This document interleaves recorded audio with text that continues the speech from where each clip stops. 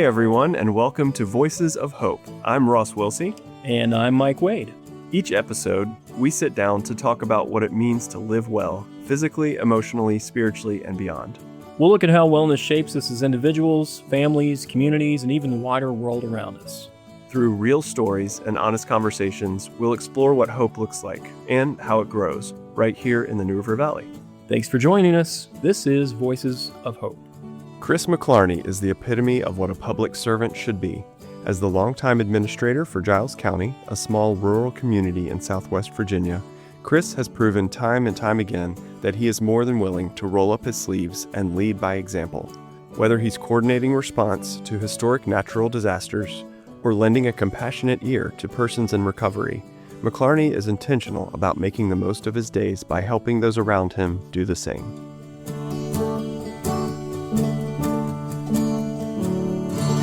Chris, thank you for joining us. For anyone out there who's listening and really has no earthly idea about Giles County, can you give us your best elevator pitch for the place where you've spent the majority of your professional career? Oh, absolutely. Yeah, that's the thing I love to talk about. Giles County is an amazing community in southwest Virginia, a relatively small population, 17,000 people. We are in a county with beautiful and amazing natural resources. About a third of our county is national forest, and so that allows for some amazing views. It's mountainous terrain. Elevations range from about 4,400 feet in elevation down to about 1,500. So there's 37 miles of the New River in Giles County, which is one of the most scenic rivers, at least in the East, if not in America. There's 63 miles of the Appalachian Trail, so that sets the tone for a beautiful place to live. It's rural by nature. People here are amazing. They get up and go to work every day. I call them farm smart. There's a lot of people who have a regular job and then they'll farm on the side, and I think that and kids grow up farming and being around that, so I think that gives them an upper hand when it comes to problem solving in life. And so they all grow up learning how and knowing how to do things and do things with their hands, and they have a lot of grit. But probably the best part about them is how much they love one another, take care of one another. Just so easy to get support for any kind of programming here that involves kids or elderly, senior projects. It's just incredible how people just turn out for that. So great place to raise kids. Crime rate essentially zero. Like all rural America, we have our problems. Opioids and other things have brought problems and issues to the community, but in general, this is a wonderful place to live, wonderful place to raise children and to grow old. Well, as the one Giles County native in the room, you've sold it pretty well, Chris. It's like you've done this a few times. Yes, sir. Well, it's easy to talk about. Yeah, for sure. It's a great place. So let's turn the clock way back, okay, and talk about how you first came to Giles County. Sure. Yeah. I started in Giles County. I grew up in Monroe County, West Virginia, literally just across the border. Had a lot of family that lived in Giles. Went to college. Went to work for a company actually in Texas. Came back here and took a job in Glenland on the fly ash landfill, which is actually a subject of a lot of discussion today, is that ash field is about to be relocated. It's an enormous project. But I came here and went to work for a company called HC Nutting, which was a geotech company. And from there, my grandmother told me about a job posting that was available for a town engineer in Pearisburg. And so my background, civil engineering. And so I went and applied for a job with the town of Pearisburg, got that job. Was there about 9 months, and the county needed a county engineer. And so ended up in that position and was there, did that for about 3 years. The county administrator left, and they asked me to step into an interim role, did that for about a year. Another county administrator came in. I think he was here 2 years. He left, and I stepped in as an interim role, and I've been doing it ever since. So that's kind of how I got here and how things progressed to what I do today. Certainly never set out with the intention of being an administrator, but that's how things go in life sometimes. Well, I'd assume you've probably had opportunities to go elsewhere, and you've maybe turn those down. Yeah, I couldn't really imagine myself going anywhere else. This community's been so good to me. I love to see it grow and thrive, and whatever good that we've been able to do over the past 31 years. I couldn't imagine doing that anywhere else. A lot of loyalty. People here have been really exceptionally good to me, accepting, and developed some amazing relationships over the years. And so, I couldn't imagine going anywhere else. It sounds like great reasons to stay. Yes, sir.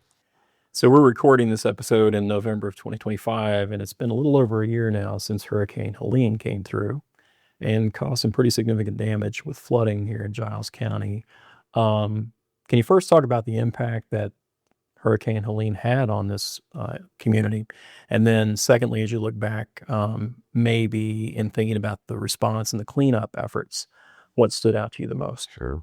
Yeah. Helene obviously had devastating impacts in Giles County. About 40 people lost their homes, or 40 families lost their homes. And that's not a big number when you look at what happens on a national scale. Sometimes you see disasters all over the world and some of the problems and things that happen. And, you think, what's 40 homes? 40 homes in a community of 17,000 people is a big deal. Right. And when one person loses a home in a fire or another disaster, it's a big deal. When 40 lose them all at the same time, it's devastating.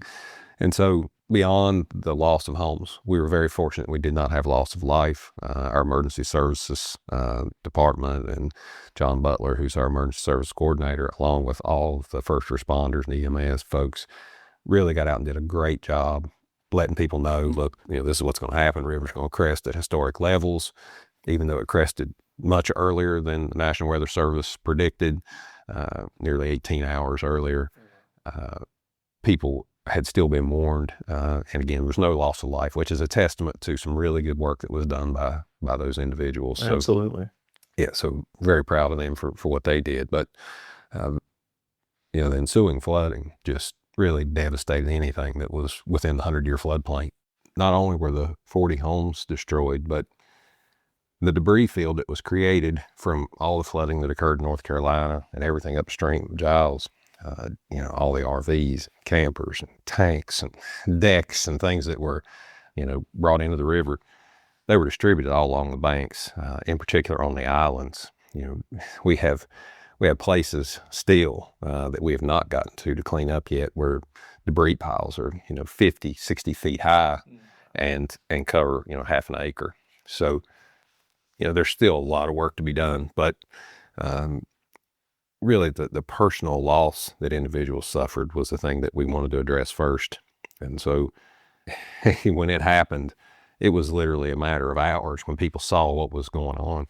So, all my staff's here, they're all at work. I'm like, what are we going to do? What's the plan? So right away, we started working on, let's find these people housing.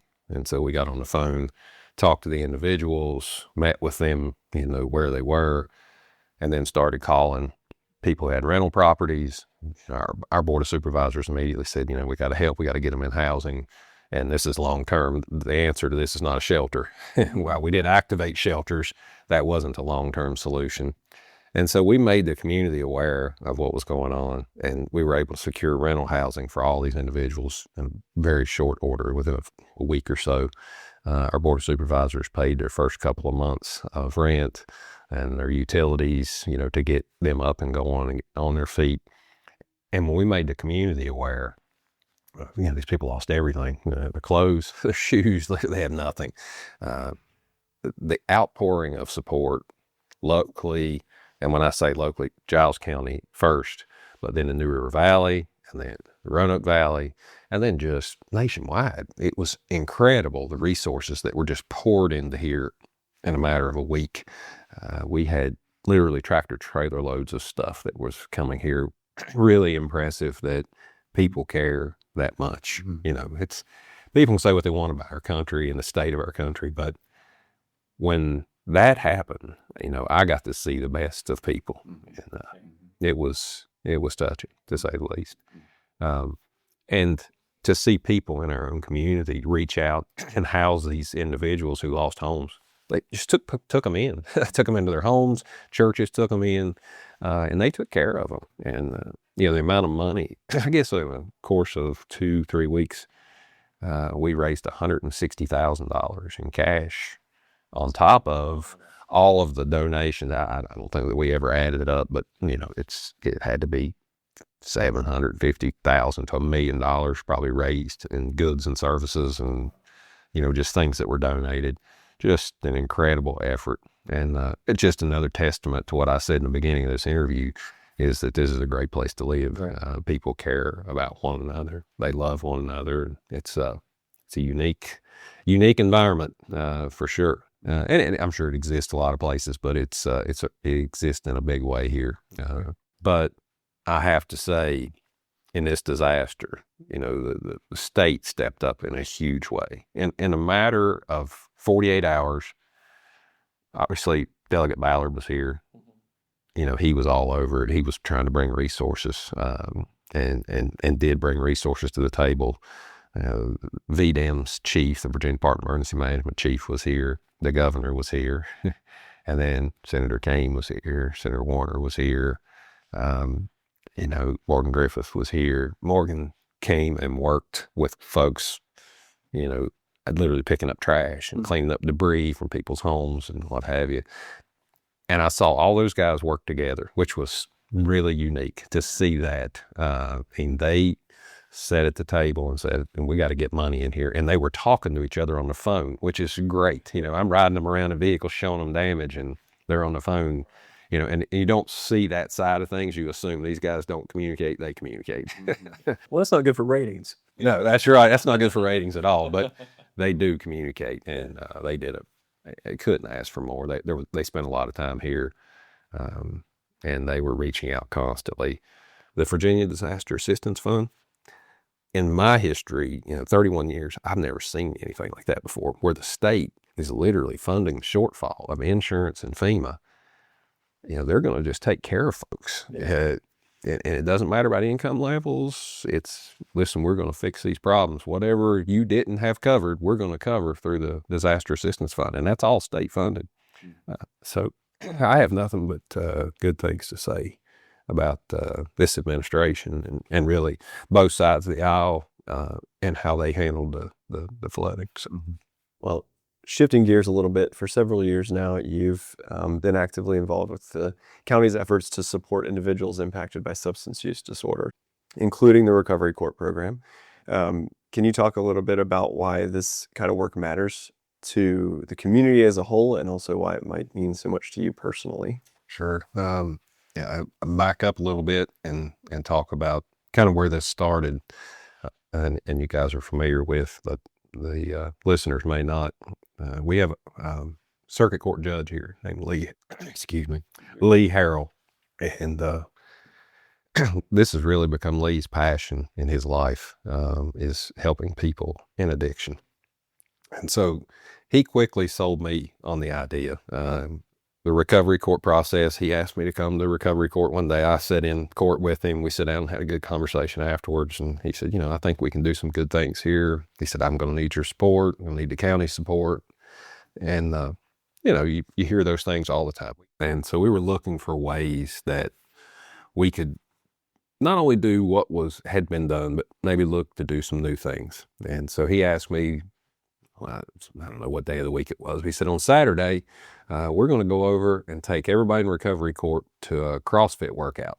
And he said, I'd love for you to go. I'd just like to expose you to this. I said, okay, we'll go. So we went to a CrossFit gym in Withville.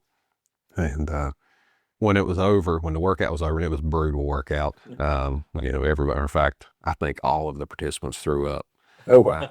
And I was close. And when it was over, we knew we had something right away, not because people were throwing up, but because of the attitudes that changed just during the workout. You could see the trust that was developed literally in an hour. Like, the judge is here working out with us. Like, what's going on? And this guy from the county, why are they here? And so there was interaction on the drive to Withville and on the way home. And I was amazed. I drove the participants.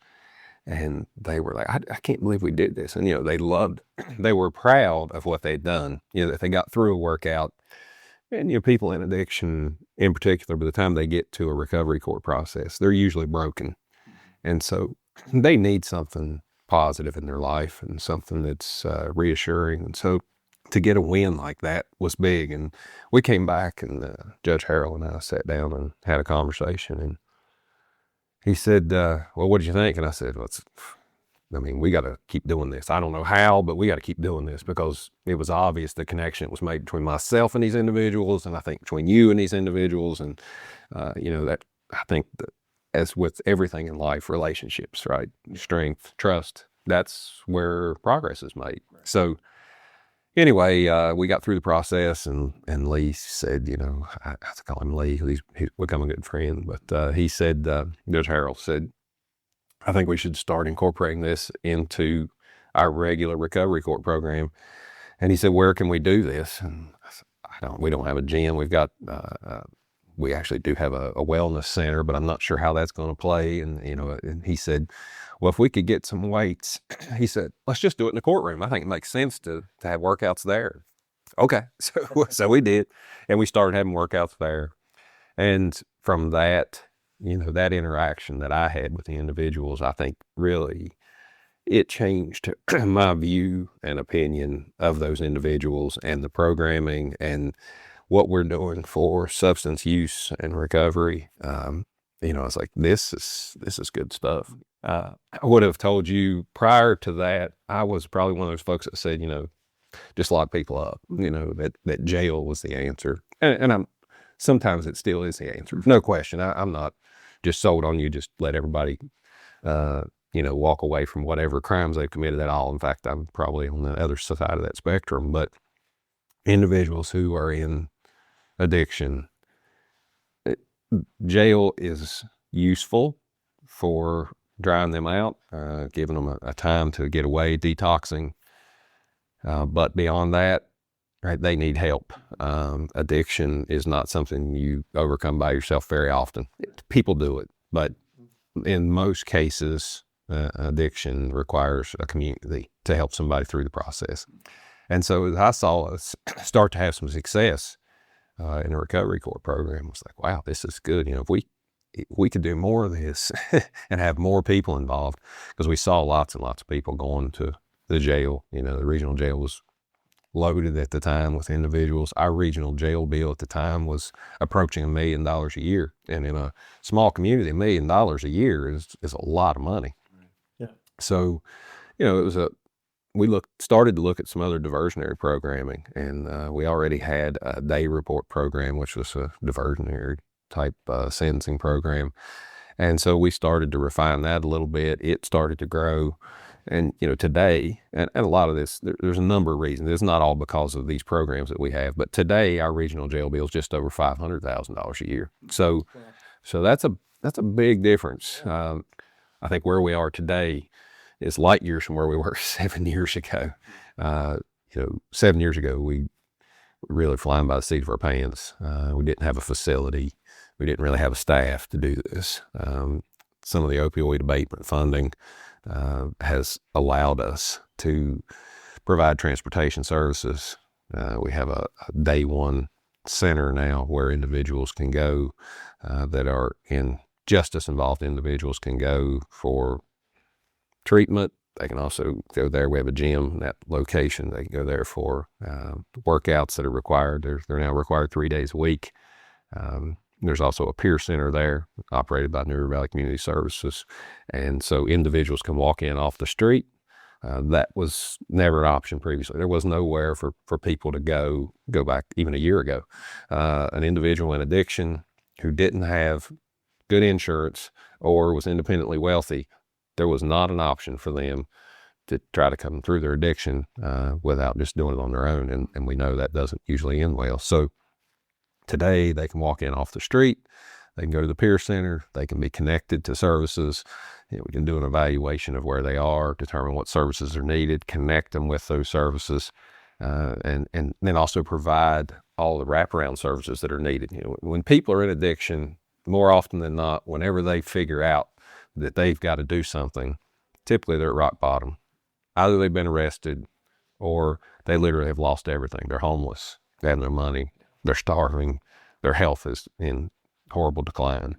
And so they're at rock bottom and they don't have anything, right? So you don't just say, hey, we're going to provide you some services, some counseling services, and all of a sudden we're going to fix your addiction problems. Well, they have to eat, they have to have housing, they have to have transportation, people have to live. And so, you can say, well, show me the numbers. And sometimes that's hard. Well, sometimes it's always hard to quantify what success you're having, because you either base it on, how many overdoses are you having? How many incarcerations do you have? That's not good metrics for determining success in someone's life.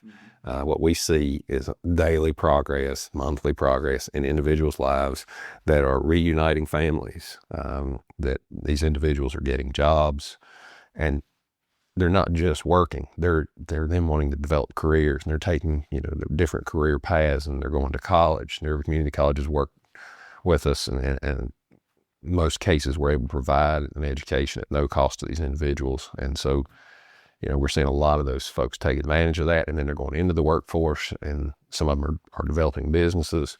And I have some really close friends now who went through the program, and I just, to watch them, where they came from and where they are today. They have families and businesses, and they've got employees working for them. It's about it's no question, it's one of the best things I've been involved with during my career. Absolutely. So aside from your work with the recovery community, as you look back on your career, what else are you proud of? Well, if I've done anything right, I would say I've learned to hire well because, and hiring is part of the process. That makes or breaks you as an organization. And so, I'm proud of the staff that we've developed here. And that's not all. I have a board of supervisors that's extremely supportive. They have their ear to the ground. They know people in the community. And, when we go through the hiring process, they know a lot about individuals, about families in the community. And so they're always sharing information with me. They never overstep their bounds. They're great. They always look at me and say, personnel's your job, you figure it out, and which is good. That's the way you want it. But so we've hired well, like I mentioned it earlier, and this is 3 times now. This staff that I work with is so good, and I guess that's probably that we've assembled something here really special, I think. So that's probably one of the things I'm most proud of. What are some of the most significant challenges that you're seeing in the county right now? I would say some of the most significant challenges we're seeing are related to housing and having enough people to do the work that's here. Housing's a problem all over America, and we all see it. Housing pricing is probably the bigger issue than the housing numbers. I think prices have elevated over a period of 5 or 6 years, whereby it is really difficult, and it's going to be more and more difficult for young people to own a home. That's a real challenge in Giles County. I think it's a challenge everywhere, is to be able to bring enough people here, one, to have enough houses for our young people to stay here, but then the ability to bring people here. New River Valley has unbelievable resources and potential for growth and development. Companies want to be in a place like this. I mean, it's besides all of the beauty, natural beauty that's here, all the things I talked about for Giles County that make it great. You've got the same in surrounding counties. So people want to be here because industry and business wants to locate where the talent is and where talent wants to be. And so that used to not be what drove things. That's 100% what drives business and industry decisions today. If the infrastructure is there, then the next thing they look for is, do people want to live here, and can we recruit people into this area? Well, the answer is absolutely yes for the New River Valley. But where are they going to live? Well, we're going to switch gears yet again. Well, we know you work out with the Recovery Court program on a regular basis, but in addition to that, what are some ways that you maintain your own personal wellness? I love the outdoors. So that's still a passion of mine. And I try to spend as much time outside as I can. This job's pretty demanding. But anytime I get an opportunity to be outside, I do that. So that, from a mental health standpoint, that helps me more than anything. But I think just from a personal wellness, I think you've got to, at least an hour a day, you have to take an hour to, I think, push yourself. I tell people in our recovery court program, you got to grind every day. I think you got to work out some form. You got to push your heart a little bit. I think you need to try to maintain muscle as best you can. I think you need to move heavy things. I'm a firm believer in that from a longevity standpoint, you need to push yourself. And it's easy in these jobs to not do that because, they're demanding. You're at work a lot. You're in a lot of meetings. You set a lot during the day, and it's easy to go home and just say, I want away from all that. I'm going to sit here in my chair and enjoy things. But long term, that's not good for your health at all. So it's, I think your personal wellness is really incredibly important. Your mental health, but just your personal fitness. I tell everybody that'll listen, I think one of the greatest gifts you can give your kids is good health, right? So your kids aren't taking care of you. You're still capable. And I've got 2 grandbabies now, and the ability to take care of them, play with them, and, long term, that's something I want to be able to do long term. And I think that's an important aspect of your life. And I believe your fitness, your wellness really impacts the quality of your work too. Mm-hmm. If you're not fit, if you're not capable, and you don't feel good, your energy level drops. And let's face it, your personal energy is what makes or breaks you. It's what decides how far you're willing to push. Are you willing to make the effort? I tell people all the time, you don't have to be the smartest. You don't have to be gifted with a lot of talent. But if you're willing to work hard, you can make just about anything work, but you got to have energy to do that. Well, Chris, what is one thing people might be surprised to learn about Chris McKlarney? That's a great question. I would say people would be surprised to know my passion for the outdoors, bow hunting in particular. I love to hunt. That's really been a passion for me for a long time. They'd probably be surprised to know what a softy I am, particularly with my grandchildren. I play a hard role with some folks in our recovery court. I could talk about tough love a lot, but if you see me with my grandbabies, you'd say, it's this guy. And one of the things I try to do every day is practice gratitude, and when I wake up in the morning, first thing I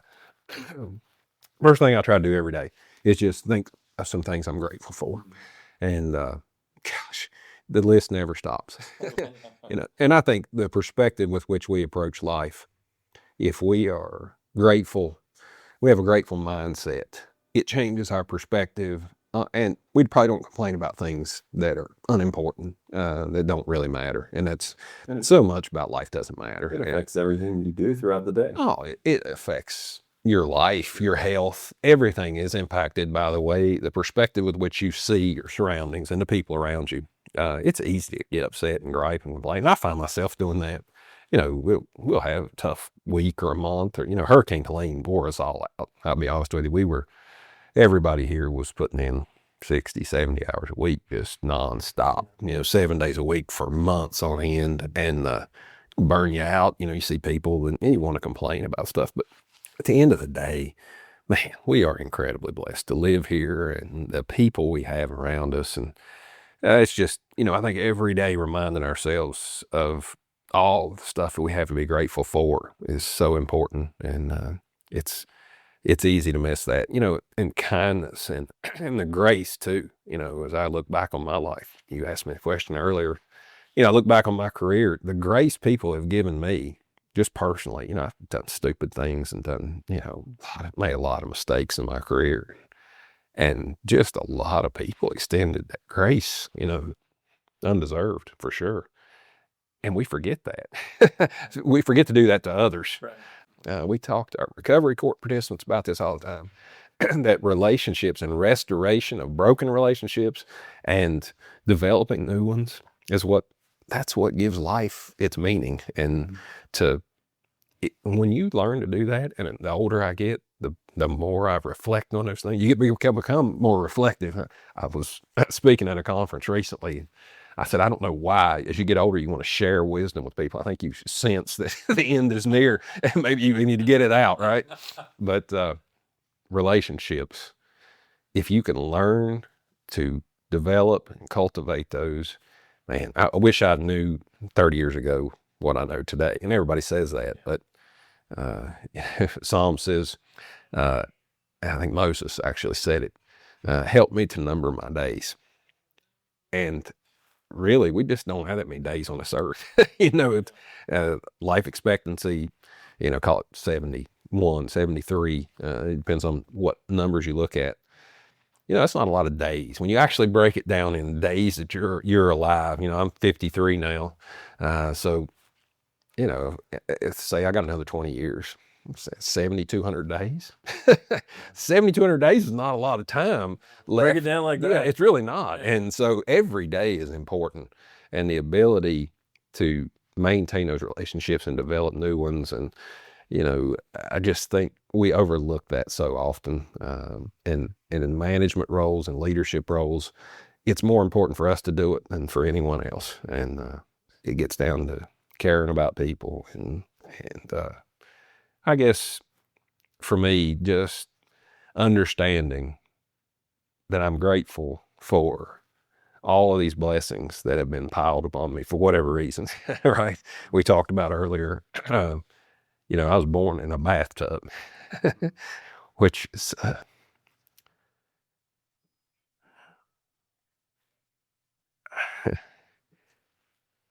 didn't expect that to happen. Mm-hmm.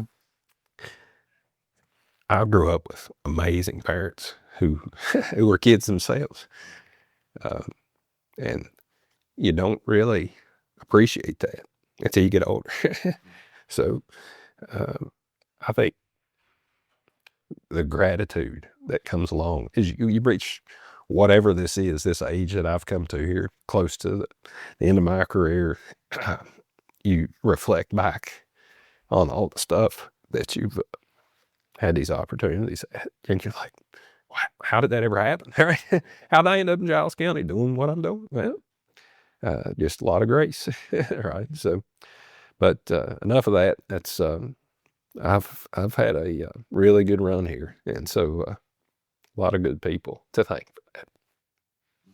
Well, Chris, you've been incredibly generous with your time, and we are so grateful for you taking the time to sit down and talk with us. We know how busy of a guy you are, so we're honored to have you on as a guest for our podcast. And I think it's a great idea that you're garnering wisdom from people that have been around and are doing things. I don't know why you picked me, but there's a lot of good people in the New River Valley and the region who are doing just amazing work in the community. And I think going out and interviewing those folks and getting their stories that's a great idea.